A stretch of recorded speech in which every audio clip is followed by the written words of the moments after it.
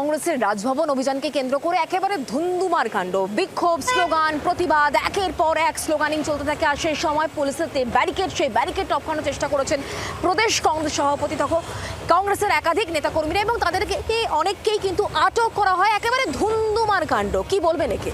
26-এর আগে কংগ্রেসের warm up.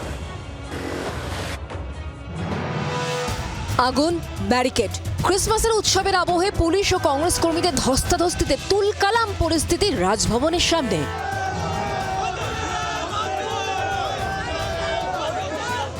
Raj Bhavan চলো, তারা দু তরফে হানা দেয়, কিন্তু রাজভবনে একটা হচ্ছে মেন গেট থেকে এন্ট্রান্সের দিক থেকে, অর্থাৎ গেটিস্টনের দিক থেকে, অন্যটা হচ্ছে কিন্তু একদম টেলিফোন ভবনের দিক থেকে। টেলিফোন ভবনের টিম তারা কিন্তু পৌঁছে যায় ঠিক রাজভবনের গেটের সামনে। সেখানে তারা কিন্তু হামলা বলে এক প্রকার, যেখানে পুলিশ বাধ্য হয়েছে প্রত্যেককে আটক করেছে। বুধবার দুটি রাস্তা দিয়ে কংগ্রেসের দুটো মিছিল রাজভবনের সামনে যাওয়ার চেষ্টা করে। পুলিশ আগে থেকে দুই রাস্তায় ব্যারিকেড দিয়ে রাখায় কংগ্রেসের মিছিল মাঝ রাস্তায় আটকে যায়।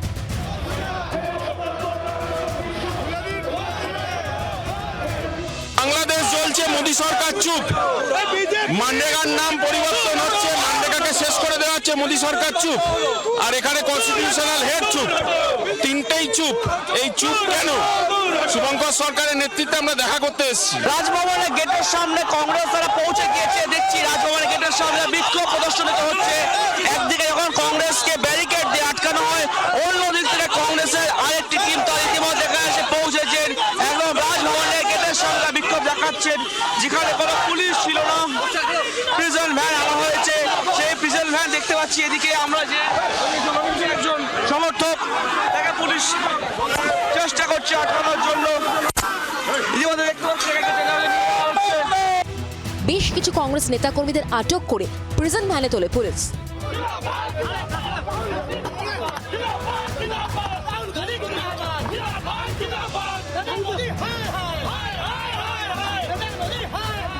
প্রদেশ কংগ্রেস সভাপতি শুভঙ্কর সরকার রাজভবনের গেটের সামনে যাওয়ার চেষ্টা করলে তাকেও আটক করে প্রিজন ভ্যানে তুলে দেয় পুলিশ।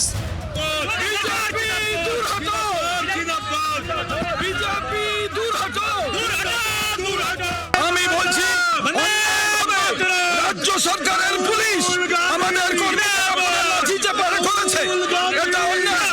আমরা বলি 3 বছরের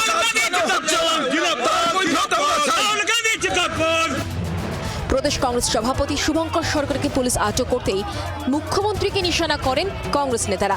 কেন্দ্রের বিরুদ্ধে বিক্ষোভে কেন কলকাতা পুলিশের এতটা প্রতিরোধ, সে প্রশ্নও তোলেন তারা। আমরা বলতে চাই যে মানরেগার টাকা ব্লক করে রেখেছে, খেটে খাওয়া মানুষের টাকা, সেটাকে ছেড়ে দেওয়া হোক।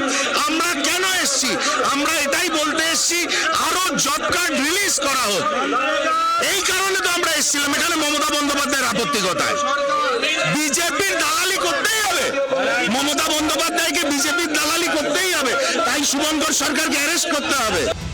প্রদেশ কংগ্রেসের নেতাদের আটকের পরেও বেশ কিছুক্ষণ বিক্ষোভ দেখান বাকি নেতাকর্মীরা।